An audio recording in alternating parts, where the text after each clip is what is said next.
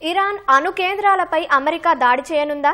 G7 సదస్సు నుంచి అందుకే అమెరికా అధ్యక్షుడు డొనాల్డ్ ట్రంప్ హడావిడిగా వెనుదిరిగారా? ఇజ్రాయెల్ దాడుల్లో ఇరాన్ అణు కేంద్రాలు పూర్తిగా ధ్వంసం కాలేదా?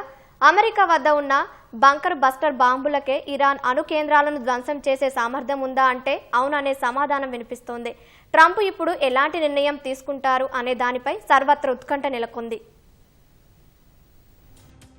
ఇజ్రాయెల్ ఇరాన్ మధ్య భీకర పోరు జరుగుతోన్న వేళ కెనడాలో జరుగుతోన్న G7 సదస్సు నుంచి అమెరికా అధ్యక్షుడు డొనాల్డ్ ట్రంప్ హడావిడిగా అమెరికాకు తిరుగు ప్రయాణం కావడం అనేక ఊహాగానాలకు తావిస్తోంది. ఇరాన్పై దాడులను ప్రారంభించిన దగ్గర నుంచి అమెరికా కూడా ఇందులో పాలు పంచుకోవాలని ఇజ్రాయెల్ కోరుతోంది. అయితే ఇప్పటి వరకు అమెరికా అందుకు నిరాకరిస్తూ వస్తోంది. ఇరాన్లో ఉన్న అణు కేంద్రాలను పూర్తిగా ధ్వంసం చేయాలంటే అది అమెరికాకే సాధ్యమని నిపుణులు అభిప్రాయపడుతున్నారు. ఇరాన్లో నతాంజ్, ఫార్దో అణు కేంద్రాలను భూగర్భంలో లోతుగా నిర్మించారు. వీటిని పేల్చేయాలంటే అత్యంత భారీ శ్రేణికి చెందిన GBU-57 బంకర్ బస్టర్ బాంబులు అవసరం. అవి అమెరికా వద్ద మాత్రమే ఉన్నాయి. ఇజ్రాయెల్ దాడుల్లో ఇరాన్లోని అణు కేంద్రాలు పెద్దగా దెబ్బతినలేదని అంతర్జాతీయ అణుశక్తి సంస్థ అధిపతి రఫాలే గ్రూసీ వెల్లడించారు. నతాంజ్లోని భూగర్భ అణుశుద్ధి కేంద్రంపై పెద్దగా వీటి ప్రభావం లేదని పేర్కొన్నారు. ఇవి ధ్వంసమై ఉంటాయని తాము అనుకోవటం లేదని వెల్లడించారు. ఈ నేపథ్యంలో అమెరికా రంగంలోకి దిగనుందనే సంకేతాలొస్తున్నాయి.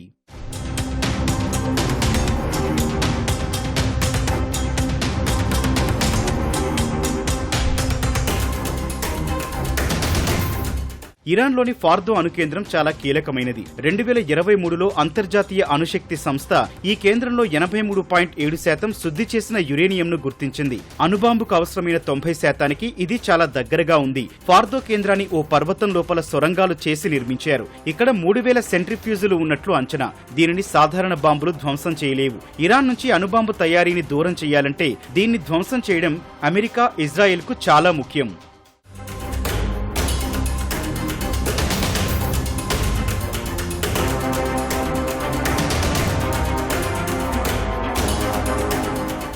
ట్రంప్ హడావిడిగా G7 సదస్సు నుంచి అమెరికాకు బయలుదేరడంతో అగ్రరాజ్యం కూడా ఇరాన్పై పోరులో ఇజ్రాయెల్తో చేతులు కలపనుందనే ప్రచారం జోరందుకుంది. ఇందుకోసం దాదాపు 20 అడుగుల పొడవుండే GBU-57 అనే భారీ బంకర్ బస్టర్ బాంబును వాడాల్సి ఉంటుంది. ఇది సుమారు 13,600 కిలోల బరువు ఉంటుంది. దీన్ని కేవలం అమెరికాకు తురుపు ముక్క అయిన B-2 స్పిరిట్ బాంబర్లు మాత్రమే ప్రయోగించగలవు. కొన్ని నెలల క్రితమే ఈ రకానికి చెందిన దాదాపు 5 యుద్ధ విమానాలను పశ్చిమాసియా సమీపంలోని డియాగో గార్సియా బేస్కు అమెరికా చేర్చింది.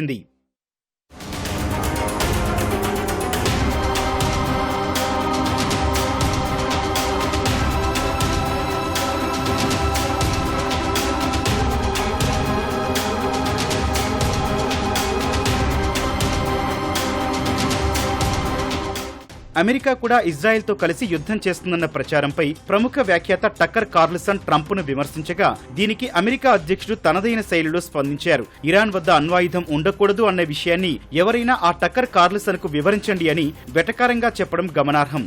అంతేకాదు ఇరాన్కు అణ్వాయుధం అందదు అని ట్రంప్ తేల్చి చెప్పారు. దీంతో ఆ దేశ అణు కేంద్రాలపై అమెరికా దాడి జరపొచ్చనే ప్రచారానికి బలం చేకూరుతోంది. మరోవైపు ఇజ్రాయెల్, ఇరాన్ మధ్య కాల్పుల విరమణ ఒప్పందం గురించి ఫ్రాన్స్ అధ్యక్షుడు మేక్రాన్ చేసిన వ్యాఖ్యలను ట్రంప్ ఖండించారు. తాను హడావిడిగా అమెరికా ప్రయాణం అవ్వడానికి కారణం కాల్పుల విరమణ ఒప్పందం గురించి కాదని, అంతకంటే పెద్దదే జరగబోతోందని ట్రంప్ తన ట్రూత్ సోషల్లో పోస్ట్ పెట్టారు. మరోవైపు టెహ్రాన్ గగనతలాన్ని పూర్తిగా ఆధీనంలోకి తీసుకున్నామని ఇజ్రాయెల్ ప్రకటించిన వేళ ఆ నగరవాసులు నివాసాలు ఖాళీ చేసి వెళ్లిపోవాలని ట్రంప్ స్వయంగా హెచ్చరికలు జారీ చేయడం అగ్నికి ఆజ్యం పోసినట్లయింది.